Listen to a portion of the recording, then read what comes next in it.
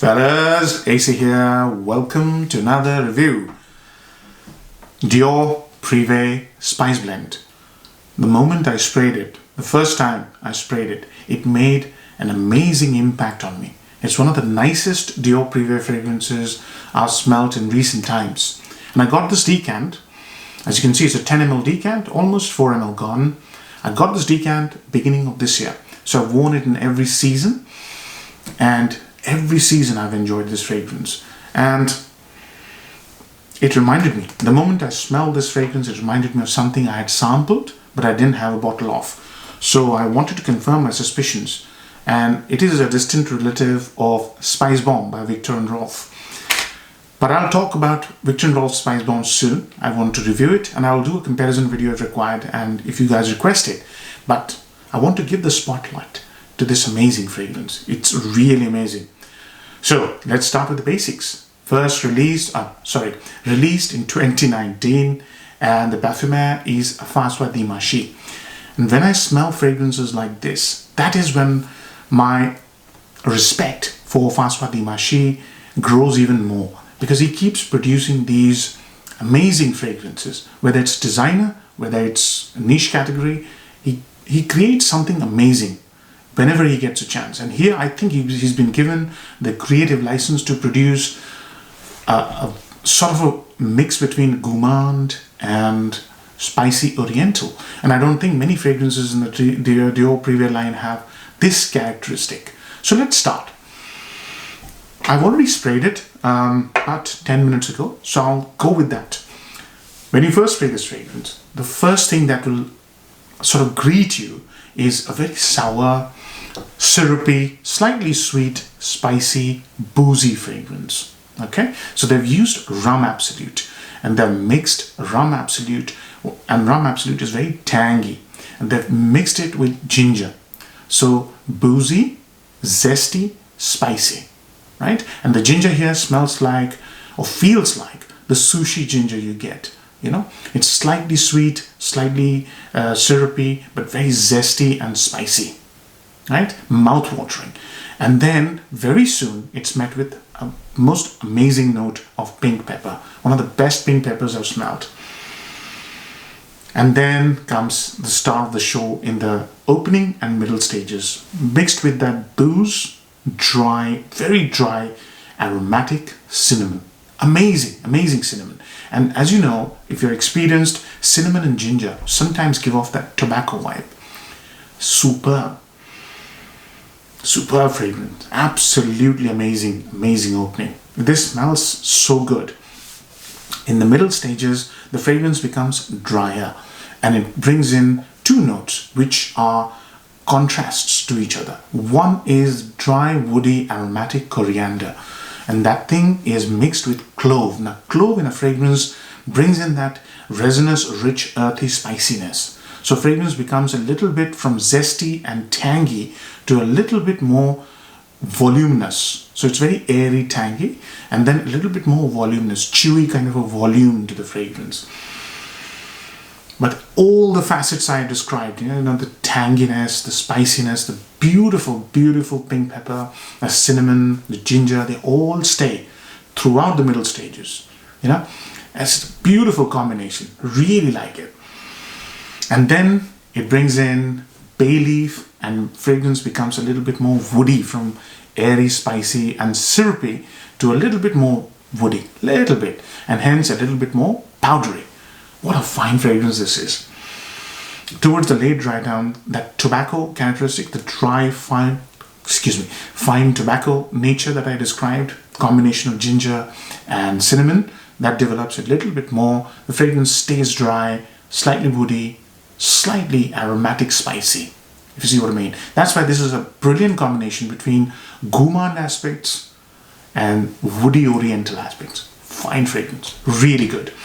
So, pros and cons. As you can tell, I really like this fragrance. And the reason I like it is because it creates a new sensation as far as the Dior Privé line is concerned. It creates this very fine sort of woody aromatic and gourmand fusion, if you like, which is quite unique. the uniqueness of this fragrance, apart from the spice bomb reference I made earlier, the uniqueness factor in the whole Dior Privé line is high. But in the big market, it isn't, because it will remind you of spice bomb. And second would be the compliment factor. I can't imagine you not getting a compliment wearing this in a social situation, work situation, whichever situation you want to put this fragrance in. This fragrance is tremendously nice when it comes to smelling up close. Those are the two upsides, if you like. The third upside I could give it is the creativity of the fragrance. I really like all the facets I mentioned. So syrupy, spicy, then woody, aromatic, spicy, then the bay leaf, the festive character with the boozy tanginess, and then tobacco. There's so many small facets in this fragrance which make me very interested.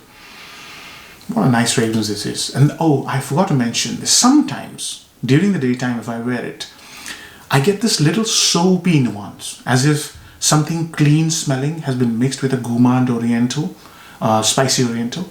It just gets me every time, and it's just amazing. How has he done it? I mean, absolutely fantastic. Those are three upsides, if you like.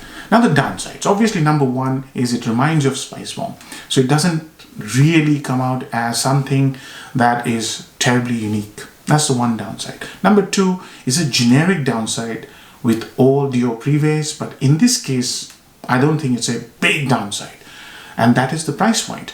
See, Dior Privés are not terribly complex. They're niche, and they're very high quality materials, and they smell amazing. It's the Killian model, you know. They're designer-like in smell, but this one is a little bit up, 1 or 2 notches above, because of the many facets I mentioned. It's just beautiful.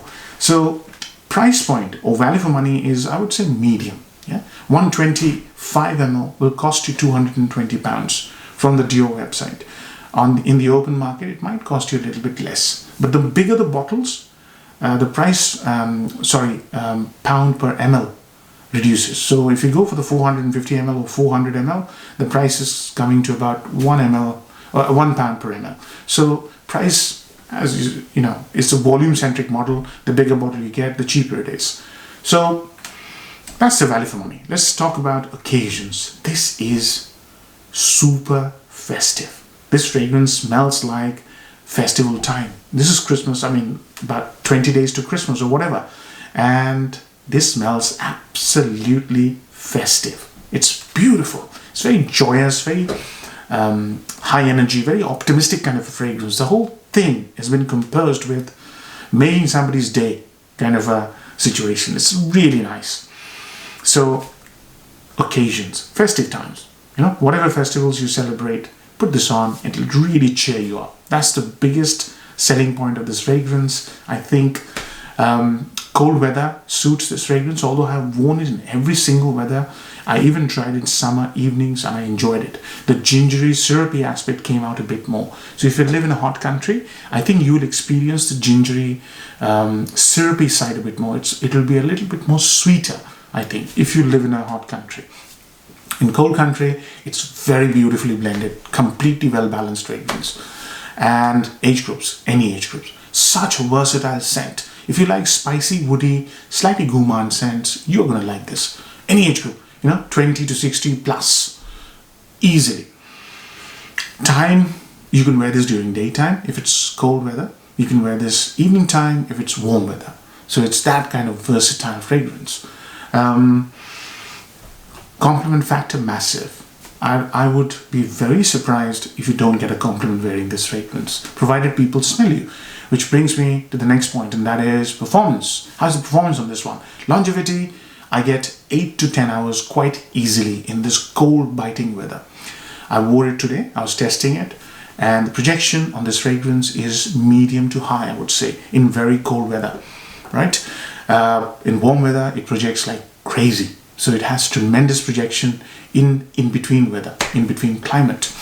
Sillage, pretty high. Wear it under your shirt, you move, you smell. It smells amazing, and it leaves a beautiful trail because of those characteristics I mentioned. They're all very airy, woody, slightly gourmandy, very zesty. That pink pepper is just delightful. This fragrance is amazing in the compliment game. So I think I've covered all aspects. Marks out of 10. I'm going to give it an 8 out of 10. The only reason I've removed 2 marks is because of that linearity and, you know, sort of reference to Spice Bomb, but I'll cover that in a different video. I don't think it's a showstopper for me. I could have both, but I'll cover that when I do a comparison video later on. Hope you enjoyed the review, fellas. Take care. Bye-bye.